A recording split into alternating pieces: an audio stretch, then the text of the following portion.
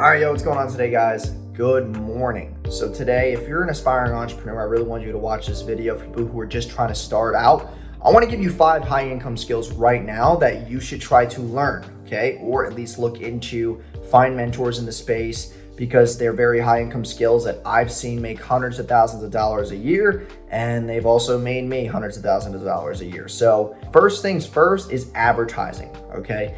You need to be able to understand what it takes to get somebody from interested to buyer, okay? What human nature, things can you exploit in a person or manipulate in a person to get them to be persuaded into buying something? And that leads me into copywriting. Number 2 is copywriting. You need to be able to persuade people with words, okay? Not just women on Tinder and Bumble, but also cold traffic when you're running ads, because ads is kind of like an art. You're making a certain creative, you're writing certain words to get people enticed, to get people's attention. Once you get their attention and enticement, then the landing page and where that copy is where you're able to sell, okay? And having good copy, having, a way for you to connect with your customer and not leave them so behind and not leave them so deserted, and walk them through this customer journey and get them excited to buy is a very, very hard skill. But it's also something that is, very lucrative. There's people who I know that are charging $5,000 for a landing page, $10,000 for a sales letter, $20,000 for a webinar script. There's a lot of people that I know in Copy Accelerator and other, big copywriting groups that are charging freaking tons of money for these kind of one-time jobs.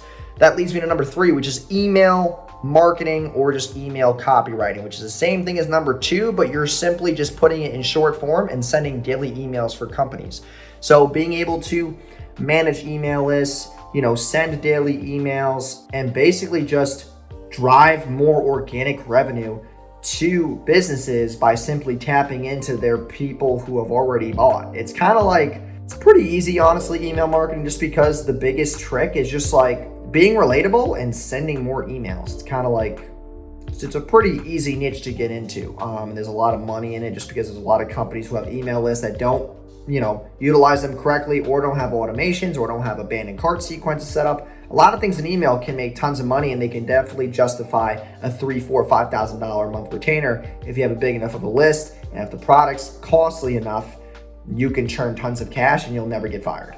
Number 4 is being like a sales coach or a sales trainer. Okay, I say this because people really don't understand how to sell on the phone. People are not as good as they say they are on the phone. People really do struggle heavily with being able to sell on the phone because they get jitters, they don't know what to say, they don't know how to pivot the conversation, they're kind of lost. So being able to teach people how to sell on the phone is a skill that can make you a shit ton of money. I mean, I have a sales team, and those 2 guys make me close to 6 figures a month alone. So I know the value in being able to sell on the phone. I've done it myself.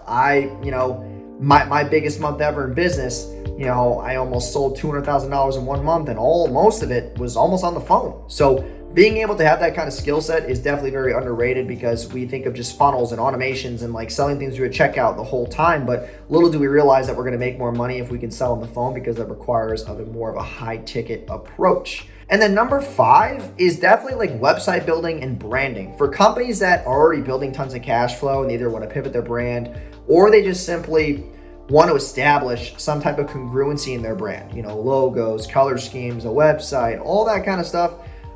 That's a very good niche to get into, just because of the more high quality people you're gonna be working with. And branding and websites isn't really a data-driven result. It's more of hey, build a website, get this to our logo, make this the color scheme, and put it together. And most of those jobs are never really discriminated, just because there's not a lot of weekly data reporting and stuff like that. So those are the 5 best niches. Make sure you guys like the video down below. Let me know if you need help getting into one of these, or how I can direct you in the best manner, and I'll talk to you soon.